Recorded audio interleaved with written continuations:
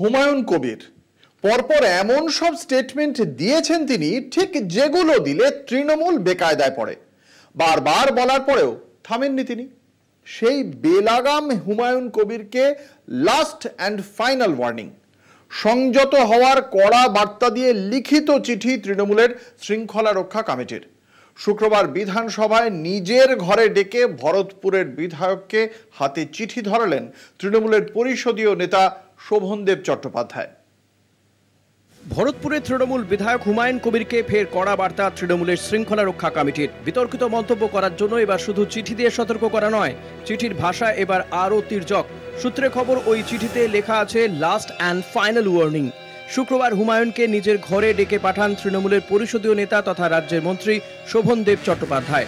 এরপর তাকে দলের নির্দেশে কথা জানিয়ে হাতে চিঠি ধরিয়ে দেওয়া হয়। সূত্রে খবর, হুমায়ুনকে দেওয়া ওই চিঠিতে সই করেছেন মন্ত্রী অরূপ বিশ্বাস, ফিরহাদ হাকিম, চন্দ্রিমা ভট্টাচার্য।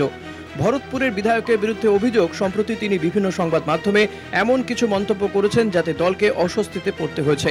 তারই প্রেক্ষিতে দলের শীর্ষ নেতৃত্বের নির্দেশে শৃঙ্খলা রক্ষা কমিটির এই কড়া পদক্ষেপ। দলের একাংশের বিরুদ্ধে এদিন সরব হয়ে হুমায়ুন বলেছেন, অন্যায়ের বিরোধিতা আমি করব। নেতৃত্বকে জানানোর পর এখনো দুটো ব্লক সভাপতি, যেখানে আমার বিধানসভায় আমাকে অন্য জায়গায় নেত্রী পাঠিয়েছিল, সেই সাব ডিভিশনের 4টে সিটের মধ্যে সব থেকে বেশি মার্জিনে মানুষের রায়ে আমি নির্বাচিত হয়েছি।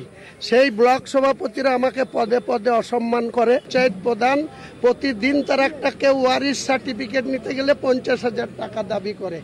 এই অন্যায় কাজের বিরোধিতা আমি করেছি, করব, আর তার জন্য আমাকে যা সিদ্ধান্ত নেবে আমি মেনে নেব। বারবার সতর্ক করেও কোনো লাভ হয়নি। সংযত হননি তৃণমূল বিধায়ক হুমায়ুন কবির।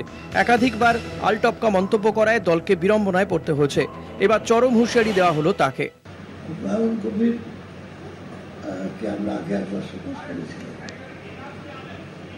তারপরও সে নিজেকে নিয়ন্ত্রণ করছে না বা রেস্ট্রেন করছে না।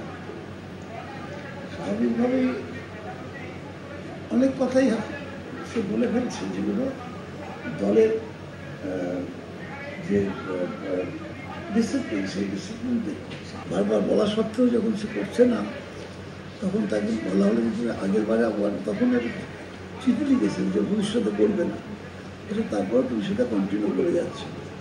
স্বাভাবিকভাবে এটা তোমাকে একটা ওয়ার্নিং দেওয়া হলো এবং এরপরে কিন্তু দল সিদ্ধান্ত নেবে।